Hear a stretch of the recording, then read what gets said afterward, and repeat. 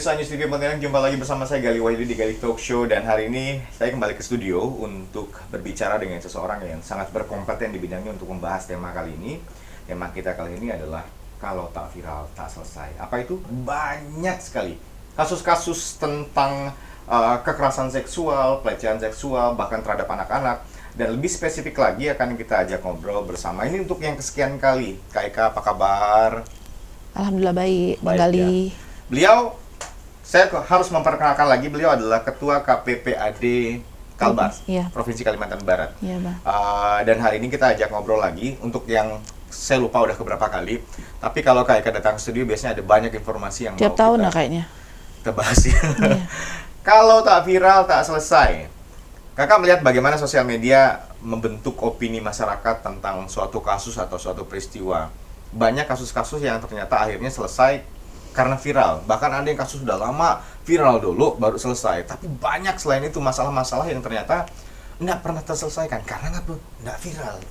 Dan termasuk masalah, entah itu masalah anak-anak, pelecehan seksual dan lain-lainnya. Kemudian juga masalah prostitusi anak yang di Kota Pontianak dan lain-lainnya. Dan ini masih ada nggak sih, Kak? Terakhir kali kita ketemu soal masalah prostitusi anak ya? Bukan. Apa? Kasus yang ini, kejahatan seksual. Oh iya. Dan itu masih tidak selesai nggak sih? Udah vonis hukuman udah jatuh. Udah vonis hukuman. Tapi kalau masalah kejahatan seksual dan masalah sampai sekarang masih ada. Masih. Yang ini viral perkawinan usia dini, anak di bawah umur. Yang kemarin viral, di sosial media baru 2 hari hangat-hangatnya ini. Berapa sampai ke nasional. Suaminya usia 16 tahun, istrinya umur 41 tahun. 16 tahun dan 41 tahun. Iya. Oke. Dari sudut pandang Kak Eka sebagai ketua KPPAD, gimana mandang ini nih? Gimana mandang masalah ini nih? Kalau lihat kasus anak sih kaitan dengan media ini kita malah berterima kasih, bersyukur ya Bang Gali, karena dalam pilar perlindungan anak itu kan 4. Yang pertama pemerintah perannya sebagai apa, masyarakat perannya sebagai apa, yang ketiga dunia usaha, yang keempat ini media cetak, yaitu wartawan kan, kawan-kawan media. Tapi ketika memberikan media pemberitaan kepada publik tentunya harus kalau kira-kira berkaitan dengan anak tidak melanggar pasal 19 yang ada di Sistem Peradilan Pidana Anak nomor 11 tahun 2012. Di situ kan dijelaskan dilarang membuka identitas anak sebagai korban, saksi maupun pelaku. Nah, ketika ada ini kalau lihat dari judul tadi Mbak Gali sampaikan kalau tidak viral tak selesai gitu kan. Ini ngeri sebenarnya. Sebenarnya banyak kasus yang tidak viral yang selesai juga gitu. Banyak juga. Banyak. Cuma ini kan ekspektasinya masyarakat ketika ada ketidakpuasan dalam mengawal kasus itu mungkin akhirnya dibuat beginilah sehingga viral, terblow up. Terus ada juga dari tekanan sosial. Banyak hal yang bisa membuat akhirnya jadi viral seperti ini. Yang pada akhirnya ada yang selesai, juga ada yang tidak selesai gitu. Tapi penyelesaiannya itu tergantung lagi dari segi ranah hukumnya masuk nggak di alat buktinya, terus dari segi pasal, ancamannya, hukuman ancamannya seperti apa, terus penanganan kasus seperti apa, itu jadi balik lagi daripada orang-orang yang memiliki tupoksi yang sudah dipercayakan dan memiliki kewenangan yang sudah ada. Berarti ada banyak faktor. Iya. Yang bisa penyebab ini bisa selesai atau bahkan mandek atau tidak selesai sama sekali. Iya, itu faktornya banyak. Nah, kalau melihat di Pontianak di Kalimantan Barat, ini kan kalau kasus kemarin saya ingat ada kasus yang penculikan. Penculikan. Nggak ada penculikan. Nah, bentar dulu. Iya. Awalnya adalah penculikan. Rumor yang beredar di sosial media ini adalah penculikan. Orang posting, termasuk saya juga sempat posting soal itu. Masalah penculikan. Beberapa hari kemudian, tiba-tiba muncul statement baru bahwa 2 orang anak ini di bawah perlindungan dari KPPAD. Itu gimana ceritanya? Jadi ini saya luruskan kepada masyarakat semuanya bahwa itu tidak ada sama sekali penculikan, anak itu tidak hilang. Jadi kami mendapatkan laporan dari masyarakat, terus masyarakat datang ke KPPAD Kalbar, H-1 ketika kami akan melakukan eksekusi, melakukan penjemputan dan penyelamatan kepada kedua anak ini. Nah, masyarakat ini menghubungi kita, minta petunjuk kira-kira ini seperti apa. Setelah kami tanya apa kejadiannya, lalu kami mengadakan pertemuan dengan si korban. Setelah melakukan korban bercerita bahwa dari abangnya, pokoknya orang yang dalam rumah itu sama sekali tidak ada memberikan rasa aman untuk kedua anak ini. Sehingga ketika dia menceritakan bahwa saya menerima perlakuan yang tidak baik, yaitu semena-mena oleh dari bapaknya. Di mana dia disetubuhi tiap malam, terus dia dapat kekerasan secara fisik gitu kan. Yang menjadi saksi kunci itu adiknya yang kecil ini gitu, itu saksi mahkota. Nah akhirnya pagi besok lah terjadilah di sini skenario itu kami laksanakan bahwa anak ini takut sama laki-laki, jadi saya tidak melibatkan rekan-rekan laki-laki, kami yang perempuan yang turun langsung ke lapangan. Kami melakukan penjemputan itu, kita nunggu di area rumah itu di mana si anak ini juga megang handphone. Jadi apa yang terjadi di dalam rumah selama itu percakapan HP itu standby, kami monitor terus itu. Itu dari kami. Okay. Jadi karena anaknya ini bilang gini, tolong kak, dia waktu itu saya menyamar jadi anak mahasiswa, jadi dia percaya bahwa saya ini, dia manggil saya kakak pada waktu itu. Jadi dia bilang, kak saya minta tolong sama kakak harus selamatkan saya sama adik saya, gitu biasanya. Tapi itu kan harus ada jaminan. Jaminannya apa? Kami ini kan menyelamatkan orang, tapi saya harus safety juga untuk diri saya. Ya saya tanya, di daerah kamu itu sekitar rumah ada CCTV? Dia tahu, depan rumahnya itu ada CCTV, bagus saya gituin. Jadi itu bisa menambah kalau ada apa-apa, ini jadi barang bukti untuk kami, barang bukti juga untuk dia gitu, untuk mengantisipasi jangan sampai ada hal-hal yang tidak diinginkan. Yang kedua, kalian ada pegang handphone? Ada kak. Tapi tiap pulang sekolah, kalau gitu kalian pulang sekolah sekarang, saya antar pulang sekolah jam 10 itu, kalian hidupkan HP-nya. Ternyata papanya pulang, handphonenya dihidupkan, dinyalakan. Dalam percakapan di telepon itu, bapaknya sempat minta anaknya itu melakukan hubungan badan, ditolak sama anak itu. Bentar, ini bapak kandung? Iya, bapak kandung. Bapak kandung. Dan anak ini mendapatkan perlakuan dari usia dari kelas 2 SD sampai kelas 5 SD. Jadi selama 3 tahun, anak ini menjadi korban kejahatan seksual si bapak. Nah, lewat telepon itulah terbuka di situ, padahal anak ini lagi menstruasi. Bapaknya langsung mengatakan, papa mau begini. Anak ini pintar, biasanya anak ini marah, nolak, nangis, dipukul pakai kursi plastik kalau nolak. Tapi hari itu anaknya lembut gitu, karena dia tahu kan, saya udah nunggu di luar gitu, sekitar area 300 meter dari lokasi rumah. Terus anak ini dari handphone itulah saya mendengarkan bahwa, jangan dulu pak, saya ini lagi datang bulan gitu bahasanya. Langsung, kak sebentar tunggu ya, nanti kalau papa pulang saya keluar. Enggak apa-apa, yang penting kamu cari dulu kakak dengan akte kelahiran. Terus baju enggak usah, kamu nanti saya belikan. Yang penting kamu cari 2 data ini gitu. Karena dokumen ini yang paling diperlukan untuk pelaporan nanti di kepolisian dan lain-lain kan gitu. Nah, setelah selang jam 12 kami tunggu, terduga pelaku pada waktu itu keluar jam 12:15, jam 12:20 mereka berdua keluar. Saya jalan duluan mobil. Karena saya sudah tahu di depan rumah itu ada CCTV kan yayasan. Lewat, anak itu pun keluar berdua, bawa kakak dan akte. Kan tersorot tuh di kamera kan, CCTV yang viral pada waktu itu. Nah, begitu saya sampai, dia mengejar lari, saya buka pintu saya langsung amankan, bawa langsung ke Polda. Polda kami udah koordinasi duluan sebelumnya. Jadi sebelum kami melakukan tindakan di hari Jumat itu, kami sudah melaporkan dulu kejadian ini ke pihak Renakta Polda Kalbar. Oke, berarti ini sebenarnya bukan menepis kabar masyarakat ya, karena penculikan anak marak di Indonesia, di Pontianak. Tidak ada. Penculikan itu sama sekali tidak ada. By di data, Pontianak tidak ada sama sekali. Tidak ada data. Tidak ada sama sekali, tidak ada pengaduan, tidak ada laporan, dan memang tidak ada terjadi di Kalimantan Barat. Kalimantan Barat ini kota yang aman, provinsi yang aman kalau untuk kasus penculikan itu tidak ada.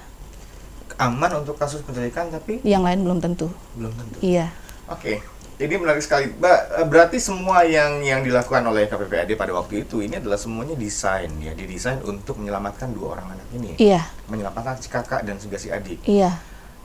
Pelecehan seksual yang sudah dilakukan oleh orang tuanya sejak dari kelas 2 SD sampai kelas 5. Astaga. Dan penyidik kita pun bersyukur, penyidiknya tuh responnya luar biasa pada waktu itu. Pokoknya kita amankan dulu, karena tupoksi kami perlindungan, kita melindungi anak itu.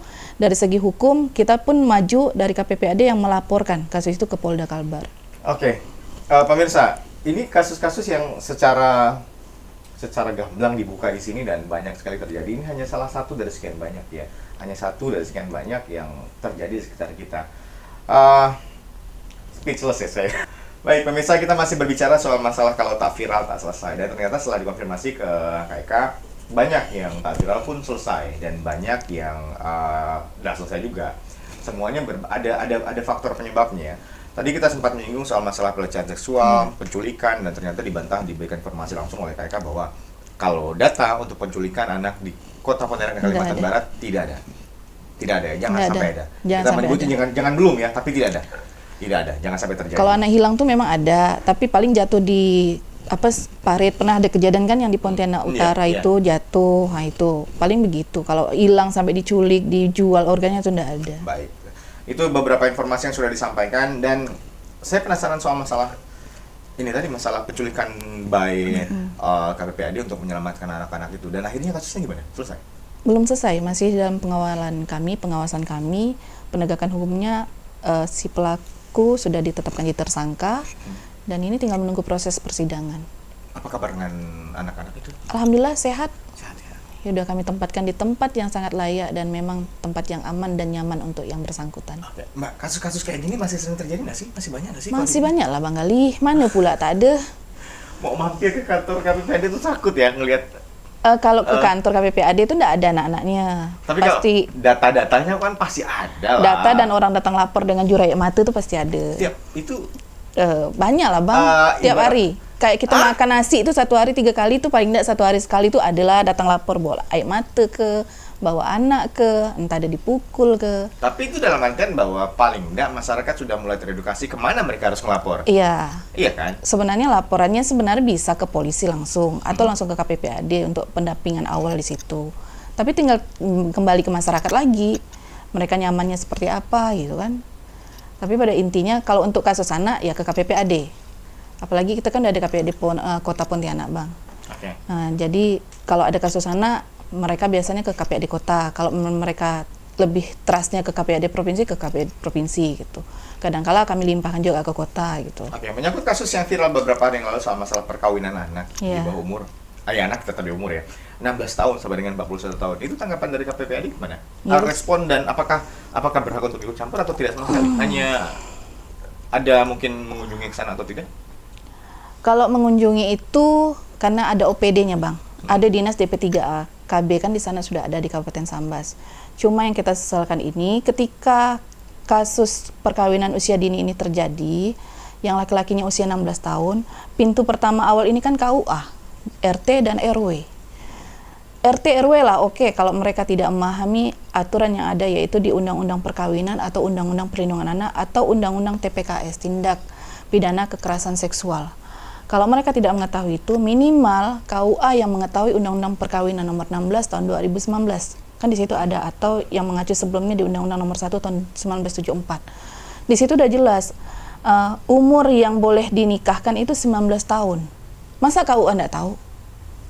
Berarti KUA-nya membiarkan di sini terjadilah pernikahan seperti ini gitu.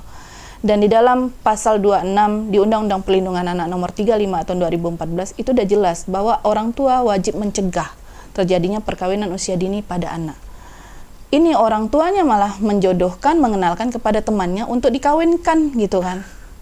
Iya, Berarti ini kan ini dah dilanggar pasal ini dilanggar, ini dilanggar gitu. Nah, sekarang jadi tanda kutip peran dari KUA ini apa? Selain menikahkan gitu, Bang. Apakah tidak ada edukasi? Oke, kalau misalnya pelaku dari perkawinan usia dini ini dia tidak tahulah semuanya aturan yang ada ya, Bang. Berarti kita harus wajibkan yang memiliki kewenangan dan yang mengetahui undang-undang dan aturan, kita mengedukasi beliau kan. Tetapi ketika sudah terjadi seperti ini, siapa yang mau bertanggung jawab? Mereka yang harus bertanggung jawab, dan ini harus kalau bisa dibatalkan, dicegah agar tidak ada lagi yang selanjutnya. Dengan bangganya mereka mengatakan siapa yang mau ganggu ini udah pernikahan saya, suka-suka saya. Nggak ada cerita begitu gitu loh. Yang Anda lakukan ini anak bawah umur udah jelas 16 tahun kok gitu. Dan pengadilan agama pun yang mengeluarkan surat dispensasi kawin kalau untuk anak di bawah umur ini dalam keadaan urgent. Malahan urgent pun ada dibatalkan, yang tidak disetujui sama pengadilan agama, tidak dibolehkan gitu. Apalagi kayak gini gitu, dalam tidak keadaan urgent, terus dalam keadaan sehat. Kami menduga, ini baru dugaan, bisa jadi ini ada motif yang lain gitu. Kenapa sampai bisa terjadi seperti ini? Oke, saya kemarin sempat ngobrol dengan salah satu duta genre ya, Iya. soal masalah perkawinan anak yang ternyata beberapa tahun belakangan ini justru sangat meningkat. Meningkat. Meningkat. Iya. Ada nggak sih faktor yang kok kenapa gitu? Apa karena edukasinya yang kurang di lingkungan keluarga dan lain-lainnya? Dan kenapa seperti ini justru meningkat dari tahun ke tahun? Ini kan ada beberapa faktor, Bang. Faktor budaya di tengah masyarakat juga ada. Tekanan eksploitasi ekonomi juga bisa jadi. Terus pemaksaan dari orang tua juga ada. Malas lagi orang tua mau mendidik anaknya atau menyekolahkan anaknya. Iya, udahlah kawinkan biar simple gitu kan. Tetapi sebenarnya dengan cara orang tua yang mau mengkawinkan anaknya itu sebenarnya bukan menyelesaikan masalah, menimbulkan masalah baru untuk si keluarga baru kan gitu. Bayangkan kalau perempuan alat reproduksinya belum matang, dia belum tahu caranya mengasuh anak, membesarkan anak. Yang kita udah tua aja nih Bang, kadang-kadang ngurus anak orang, anak sendiri kemana kan gitu. Apalagi ini anak yang sama-sama masih usia muda dinikahkan gitu ya Bang. Otomatis ini udah dikasih tahu belum apa-apa. Nah, yang terjadi sekarang terbalik. Ini laki-laki yang lebih muda. Dan mohon maaf, ini bukan masalah rasis. Laki-laki ini imam nih kan Bang. Abang saja nih imam dalam keluarga. Laki-laki, dia mu'alaf. Ketika mu'alaf, dijadikan imam dalam keluarga. Usianya 16 tahun. Yang jadi pertanyaan, baligh tidak kau dalam Islam? Ya, itu yang pertama ya Bang. Yang kedua, ketika mau mimpin sholat, dia bisa tidak? Ya Bang, kita bukan bicara kalau masalah kawin di usia dini ini kalau dalam hukum Islam tuh mubah kan, dibolehkan. Tapi kita bicara tentang regulasi aturan yang ada di NKRI gitu. Nah, imam ketika laki-laki umur 16 tahun, ketika ditanya gitu azan, apa yang mau sholat? Terus dia mau cari nafkah, apakah si perempuan ini udah mapan, terus bisa menafkah ini, apa bisa begitu? Ini adalah korban anak ini. Betul kalau misalnya ada sebagian orang mengatakan ini child grooming itu betul gitu. Karena secara tidak langsung anak ini adalah korban. Pelakunya adalah orang-orang dewasa yang ada di sekitarnya, ibunya, terus istrinya tadi ini. Yang KUA ini harus dipertanyakan, karena KUA ini pintu masuk.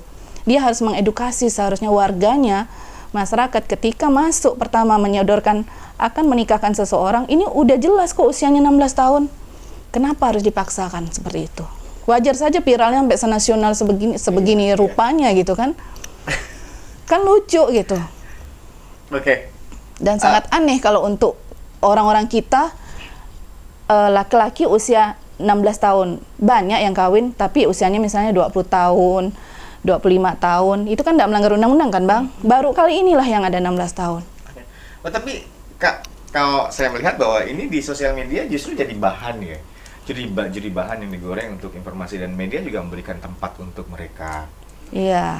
Ya ini jadi sesuatu yang dibahas kemana-mana, tapi solusinya gimana? Dan ini terus terjadi, dan pada faktanya, datanya, Ya harus dicegah Bang Gali. meningkat terus. Harus dicegah, nggak bisa. Kenapa harus dicegah? Dengan senangnya dia pamer bahwa saya ini menikahi dapat berondong gitu kan. Anak ini dia nggak mengetahui apa yang akan konsekuensi akan dihadapi dia besok lusa. Terus dengan gampangnya lagi ada di saya baca dan mendengar itu di Facebook bahwa ini malam pertama sekian belum bisa karena baru selesai hitan. Itu kan tidak wajar bicara seperti itu. Bisa jadi bahasa itu akan mendidik anak-anak yang lain yang ketika usianya akan menanjak 15-16, oh saya bisa menikah kok, cari ibu-ibu tante-tante saja kan begitu. Kita bayangkan saja ketika saya yang usia 42 tahun ketemu sama anak saya sejak 16 tahun, loh seperti ini saya menikah. Ya Allah, gitu. Seperti itu. Yang anak yang hari-hari kita masih sapi atau apa kita layani, kasih makan dan lain-lain. Nah si ibunya juga dia tetap balik ke rumah kok, bajunya saya cucikan. Berarti kan tidak ada edukasi untuk ke anak ini, masih belum matang anak ini menjadi imam gitu. Baik, permasalahan anak memang tidak akan pernah selesai bagi saya, dan ini menjadi PR besar untuk kita semuanya, bukan hanya untuk KPPAJ dan juga semuanya dinas terkait. Tapi pembiaran hal seperti ini yang pada akhirnya hal-hal seperti ini hanya dijadikan konten untuk diviralkan, konten untuk keperluan beberapa media atau beberapa hal pribadi, yang akhirnya membuat ini jadi nilai plus atau nilai tambah untuk media tersebut atau informasi-informasi tersebut. Tapi tidak ada solusi. Solusinya adalah dicegah. Dan itu bisa jadi pidana Bang Gali. Kenapa saya katakan demikian? Terkait dengan Undang-Undang TPKS itu di nomor 12 tahun 2022 itu dijelaskan langsung. Ketika pelaku perkawinan usia dini ini akan dapat ancaman hukum pidana maksimal 9 tahun, denda 200 juta. Kalau misalnya ini tidak dicegah, tidak diperbaiki atau tidak dibatalkan, ya bisa saja nanti akan ada reaksi dari aktivis perlindungan anak yang akan menekan dan menindaklanjuti perkara ini. Oke. Baik, kita mungkin tidak akan terlalu membahas soal masalah apa yang akan terjadi selanjutnya, tapi ini adalah konsekuensi yang harus hadapi oleh kita semua ya. Sekali lagi, soal masalah perkawinan anak ini meningkat. Ini menjadi PR besar untuk kita semuanya. Dan ini masalah bukan hanya tren, walaupun di sekitar teman-temannya atau di keluarga pun, oh temannya udah kawin duluan. Tapi bagi kita, untuk generasi penerus bangsa ini adalah masalah. Baik pemirsa, permasalahan anak dalam dunia sosial ini sangat banyak sekali. Kalau tadi kita berbicara soal masalah pelecehan seksual, kemudian perkawinan usia dini dan lain-lainnya, kita berbicara soal masalah pengaruh lingkungan terhadap anak. Pengaruh lingkungan terhadap anak sekarang kan sosial media luar biasa ya. Kita hampir tidak bisa membatasi apapun yang ada di sosial media, tapi kita bisa membatasi apapun yang anak lihat atau apapun yang anak tonton di sosial media. Itu peran dari orang tua, jelas. Namun kan tidak semua orang tua berperan seperti itu. Susah juga, Bang. Iya kan? Susah. Orang tua harus kerja, beraktivitas sehari-hari, kemudian di rumah tidak bisa terkontrol apapun itu. Dan isu yang sedang marak sekarang adalah masalah LGBT dan lain-lainnya. Campaign yang dibawakan itu juga berdampak terhadap anak-anak yang merubah sudut pandang mereka terhadap mohon maaf, jenis kelamin. Yang kita tahu secara umum ada dua, laki-laki dan perempuan. LGBT ini mempengaruhi besar untuk mereka. Sudut pandang mereka yang berubah. Saya tidak punya masalah, sekali lagi disclaimer, saya tidak punya masalah dengan komunitas LGBT apapun, tapi yang jadi masalah adalah campaign yang berpengaruh terhadap anak-anak, pelecehan seksual yang berpengaruh terhadap anak-anak dan merubah orientasi seksual mereka. Itu gimana menurut Kak Eka? Anak tuh tumbuh kembangnya dari 3 lingkungan. Pertama lingkungan keluarga, kedua lingkungan sekolah, ketiga lingkungan masyarakat. Kalau lingkungan di rumah ini sudah misalnya anaknya cowok, orang tuanya kepingin anaknya dipakailah dengan pakaian perempuan. Itu secara tidak langsung udah mulai mendidik anak dengan pola hidup ya keperempuanan seperti itu kan. Walaupun ibunya bapaknya ini normal. Nah, ini yang ada terjadi ini kan contohnya ketika ibu bapaknya ini sama-sama satu jenis. Tanda kutip lah tadi ini, sama-sama laki-laki. Dia mengadopsi anak, terus sehingga anak ini dididik oleh cara secara fisik saja laki-laki gitu kan. Kalau dibilang naluri perempuan, tapi kan sedikit beda, sense of woman seseorang itu kan pasti beda kan Bang Gali. Kalau perempuan murni ya murni perempuan gitu, tapi kalau laki-laki dibuat keperempuanan itu akan beda, cara touchingnya tuh akan beda. Nah ini yang akan membuat anak ini yang tadinya seharusnya tumbuh jenis kelaminnya laki-laki, diasuh dengan 2 orang laki-laki, tapi satunya agak keibu-ibuan seperti itu, tumbuhlah sosok anak yang sebenarnya jadi laki-laki seutuhnya, tetapi melihat sosoknya tadi ini satu ada kepribadian yang berbeda, tentunya tumbuhnya akhirnya dia jadi korban dari pola asuh, bukan pola asuh yang salah, tapi pola asuh pembentukan karakter yang sebenarnya memang salah. Jadi normalisasinya harus diselamatkan, dikeluarkan dari lingkungan itu, walaupun ambisi dari keduanya kepingin mengadopsi anak, memiliki keturunan, tapi kan itu menyalahi takdir, kodrat sebenarnya. Yang tidak sebenarnya mereka ini diciptakan berpasang-pasangan, tetapi harus menjalani satu kehidupan mohon maaf yang sebesar-besarnya ya sejenis seperti itu. Oke, kita berbicara soal keyakinan ya di sini, apa yang kita yakini, apa yang kita anut, dan soal campaign di sosial media, di televisi, bukan televisi sih lebih tepatnya kayak media-media sosial yang sekarang digunakan sebagai bahan tontonan untuk mereka, YouTube atau apapun itu. Campaign-campaign seperti ini dampaknya untuk anak sangat besar sekali. Sebenarnya peran orang tua bagaimana untuk ini? Nah, ini bukan hanya orang tua. Kalau udah bicara tentang ruang lingkup keluarga, pasti orang tua juga berperan di situ. Sekolah juga berperan di situ. Ketika bicara tentang media sosial maupun dengan media elektronik, ini peran KPI ini mana? Komisi Penyiaran. Masa ada seorang, ya kita bilang, udah dibilang figur lah gitu kan. Dia dengan bangganya mengumumkan bahwa saya sudah menikah gitu dengan sejenis dia secara viral lagi dibuat begini. Ini tontonan ini mendidik tidak untuk anak-anak gitu.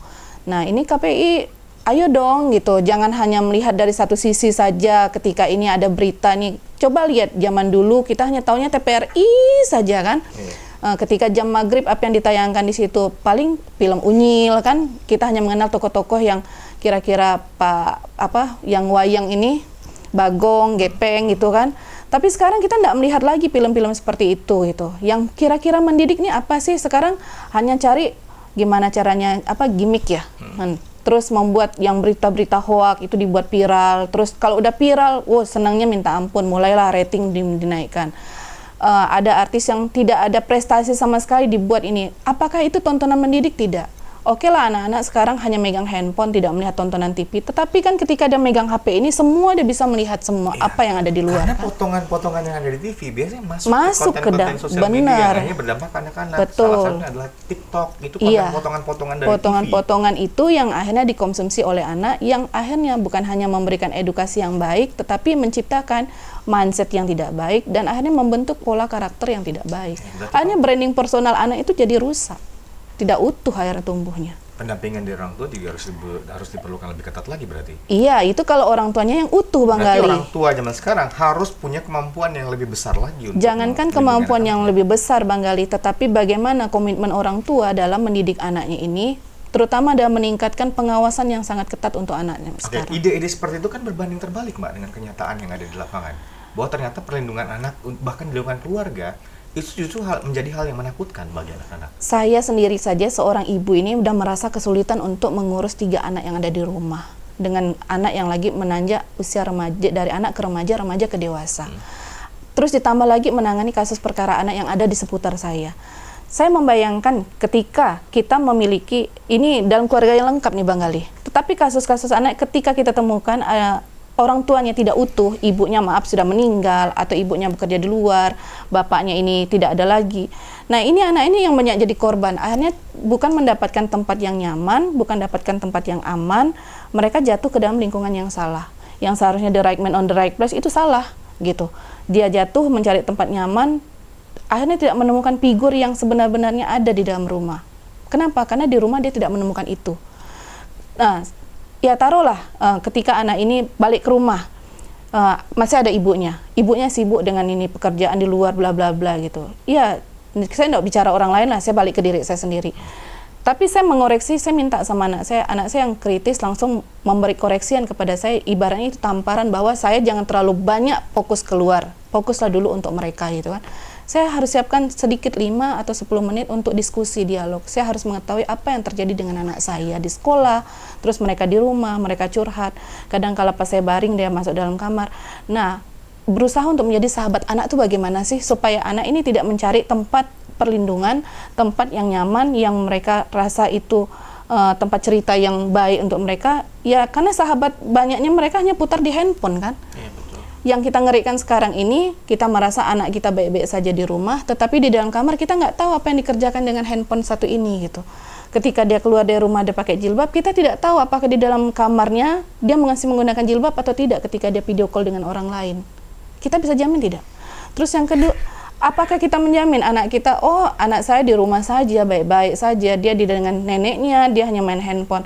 Apakah menjamin dia di dalam kamar tidak video call, tidak bermain cyber ITA yang berkaitan dengan predator anak lewat dunia maya? Itu kan banyak sekali. Coba dong kamu screenshot muka kamu, coba buka kerudung kamu, coba lihat baju kamu macam mana, coba dibuka lagi, dan itu ada laporan ke kami. Nah, apa kita merasa nyaman baik-baik saja? Kan belum tentu. Oke. Benar sih ya. Kita tidak bisa benar-benar memastikan bahwa mereka dalam keadaan aman, tapi ya. Tugas utama kita adalah memastikan mereka untuk merasa aman, minimal paling tidak seperti itu. Merasa aman itu diciptakan dari ibu. Ibu inilah, makanya kami dalam setiap penanganan kasus itu, saya lebih mengedepankan naluri. Bagaimana saya merangkul anak-anak ini pakai hati benar-benar. Jadi pendekatan emosional itu lebih baik daripada saya harus pakai marah-marah mengeluarkan energi yang pakai teriak atau apa, itu kayaknya tidak ada gunanya gitu, terutama sama anak. Tapi contoh lah nih ya Bang Gali ya, anak nih, kalau kita keraskan di zaman sekarang, ini makin menjadi. Iya. Nggak bisa kalau kita makin buat suara tuh volume tinggi itu nggak bisa. Iya. Jadi harus bagaimana kita genggam tangan dia, kita kuasai emosionalnya, kita bisa menguasai bukan hanya dunia mereka di sekitar itu harus kita ketahui. Baik, Kak, menarik ini. Beberapa waktu yang lalu saya sempat dapat informasi soal masalah ada grup yang ternyata yang berisi anak-anak yang menaungi LGBT itu. Ya, mohon maaf, LGBT itu. Itu tanggapan dari KPPAD gimana? Iya, kita langsung datangi. Langsung? Iya, kami langsung datangi, kita langsung berusaha untuk berkomunikasi, panggil guru BK-nya, memanggil anak itu, kita dudukkan, kita berusaha untuk berkomunikasi, mencari tahu apa yang terjadi dengan mereka. Dan yang jelas sih, yang pertama kami lakukan memberikan konseling dulu. Nah, ini di lingkungan sekolah ya, Kak? Iya. Usia? Usia 12 tahun sampai 14 tahun. SMP. Iya. SMP. Iya. Oke. Dan ini real terjadi di kita. Iya.